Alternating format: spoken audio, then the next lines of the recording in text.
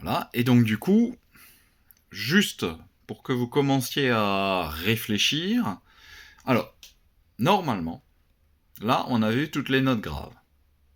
Et en fait, avec cette flûte, on peut faire des notes aiguës. Mais pour faire les notes aiguës avec cette flûte, en fait, c'est pas compliqué. On garde, en gros, le même doigté. C'est-à-dire qu'on bouche les trous de la même manière, en fait. Simplement, si on veut que la note soit plus aiguë, il faut souffler un peu plus fort. Et je dis bien un peu, c'est pas la peine de souffler comme un buffle, comme un taureau. Ça sert à rien. Il faut essayer juste de souffler un tout petit peu plus fort pour que ça passe à l'octave supérieure, c'est-à-dire que ça soit la note, pareil, mais plus aiguë. Ok? Exemple tout simple avec le Do. D'accord? Là, on a fait Do grave. Si on veut faire Do aigu, il faut souffler un tout petit peu plus fort. Écoutez bien. Je commence avec un Do grave.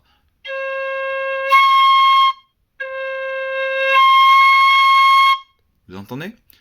Alors, l'inconvénient avec ces flûtes-là, c'est que, comme elles sont plus petites, moins chères aussi, ben du coup, elles sonnent un peu moins bien quand on arrive dans les aigus. Mais, franchement, la note, enfin voilà, c'est la bonne. Donc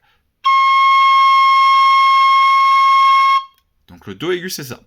Cette note, elle va vous être utile, normalement. Donc, pour le moment, comme dit, si vous avez réussi à boucher tous les trous, que ça y est, maintenant vous savez faire les escaliers à la perfection, eh ben oui, allez-y, vous pouvez commencer à apprendre à faire le Do aigu, parce que grâce à ce Do aigu, vous allez pouvoir faire Do, Ré, Mi, Fa, Sol, La, Si, Do.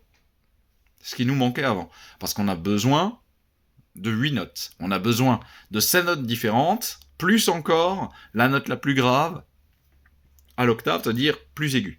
Donc, exemple.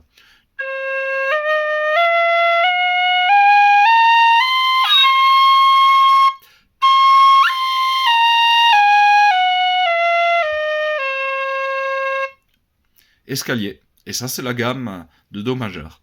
Donc, ça, vous pouvez vous entraîner. Une fois que vous savez faire toutes ces notes-là, à partir de ça, vous pouvez normalement faire plein de morceaux. Hein, vous allez pouvoir jouer à peu près tout ce que vous voulez à la flûte, une fois que vous savez faire toutes ces notes-là.